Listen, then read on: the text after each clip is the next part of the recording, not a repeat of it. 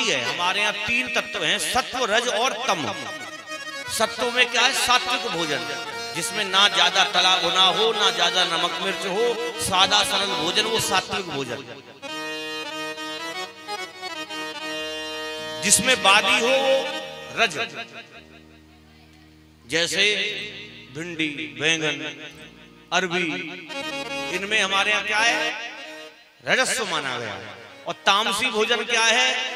तामसी भोजन उसमें है जिसको पान खाने से हमारे अंदर गर्मी बढ़े, हमारी ऊर्जा वृद्धि हो। अब गर्मी शरीर में बढ़ेगी तो बुद्धि में क्रोध बढ़ेगा, और क्रोध बढ़ेगा तो हम उल्टा सीधे कुकर्म करेंगे।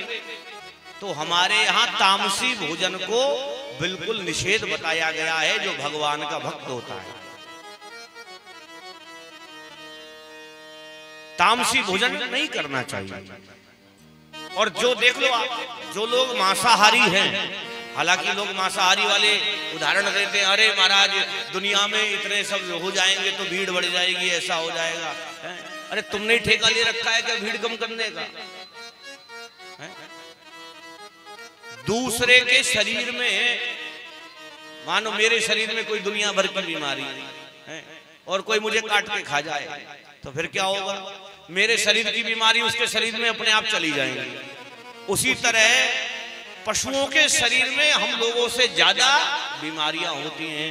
अब हमने केवल उदाहरण क्या देते हैं? प्रोटीन है महाराज, प्रोटीन मिलता है। अरे प्रोटीन हमारे पनीर में भी है, हमारे दूध से ज्यादा प्रोटीन किसी और चीज में नहीं है। दूध पियो, मना कर रखा है।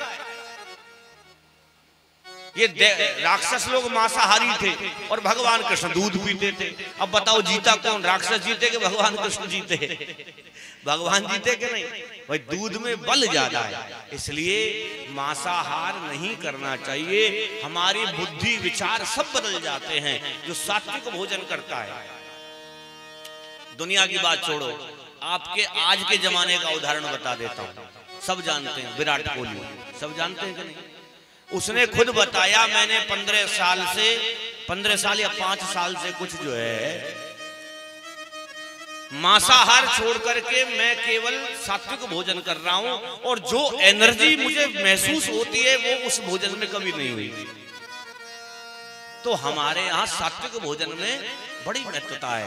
तो जो भगवान का प्रसाद लगाया जाए उसको ग्रहण करने में दोष नहीं होता है। आप अपने घर में कोई वस्तु लाओ, स्वर्ण लाओ, वस्त्र लाओ, आभूषण लाओ, फल लाओ, जो कुछ भी लाओ, पहले भगवान को सौंप दो कि तुम्हें निवेदित भोजन करही, प्रभु प्रसाद भूषण पट धरहि। तुम ही निवेदित भोजन करहि। भगवान को सौंप करके जो भोजन किया जाए उसमें किसी प्रकार का दोष नहीं होता है।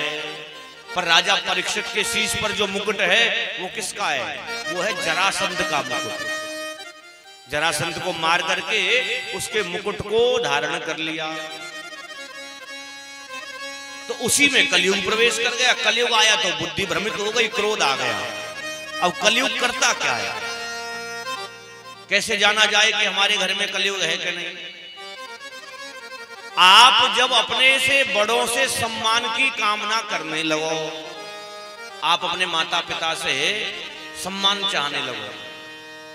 बेटा चाहे कि मैं पिताजी मेरा सम्मान करें, गुरुजी मेरा सम्मान करें, ब्राह्मण मेरा सम्मान करें, तो समझ लेना आपकी बुद्धि में कलयुग आ गया। और बहुए जब सोचने लगे ना कि सास के ऊपर हमारी चलने लगे तो समझ लेना बुद्धि में कलयुग बैठा है। हालांकि ये संबंध ऐसा है, ये दुनिया में इसका समाधान किसी के पास नहीं। दुनिया में इस संबंध का समाधान किसी के पास नहीं।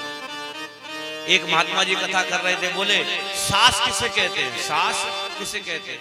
जो बहू को सांस भी नहीं लेने दे उसे सास कहते हैं। और बहू किसे कहते हैं? जो बहुत प्रकार से सास को सताए उसे बहू कहते हैं।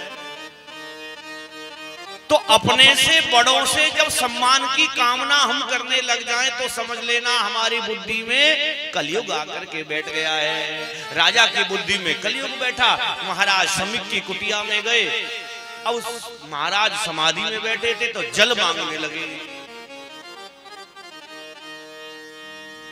नियम क्या कहता है? राजा को जाकर के अपने आप जल लेकर के पी लेना चाहिए था, परंतु महाराज को आज्ञा करने लगा, गुरु को आज्ञा करने लगा, जल पिलाओ। बुद्धि भ्रष्ट हो गई कि नहीं? अब अपमान हो गया, राजा को जल नहीं दिया किसी ने, तो राजा को लगा मेरा तो अपमान कर दिया, अब मैं अपमान किए बगैर छोड़ूंगा नहीं। मरा हुआ सर्प उठाया, महाराज के गले में डाल करके चला गया। इस लीला को एक बच्चा देख रहा था। बच्चे ने जाकर के उनके बेटे श्रृंगी को कौशिकी नदी में खेल रहे थे, जाकर के सारी लीला बताई। क्रोध आ गया, क्रोध में अंजलि में जल लेकर के श्राप दे दिया। इति लंघित मर्यादम तक्षका सप्तमे हनि दक्षयन्ति स्म कुलंगारम नोदितो में तद्रुहम्। इति लंघित मर्यादम, ये राजा अपनी मर्यादा का उल्लंघन करता है, इसलिए मैं श्राप देता हूं, आज से 7वें दिन तक्षक नाग के द्वारा काटने से इसकी मृत्यु हो जाएगी। भयंकर श्राप दे दिया। अब ये समझा जाए ये परीक्षित कौन है? कौन है परीक्षित? हम सब परीक्षित हैं। हम सबको श्राप लगा है, 7 दिन में तक्षक नाग काटेगा। नाग कौन है? ये काल चक्र नाग है। कौन ऐसा व्यक्ति है जो 8वें दिन जीवित रहेगा? सबको इन 7 दिन के अंतराल में ही जाना है।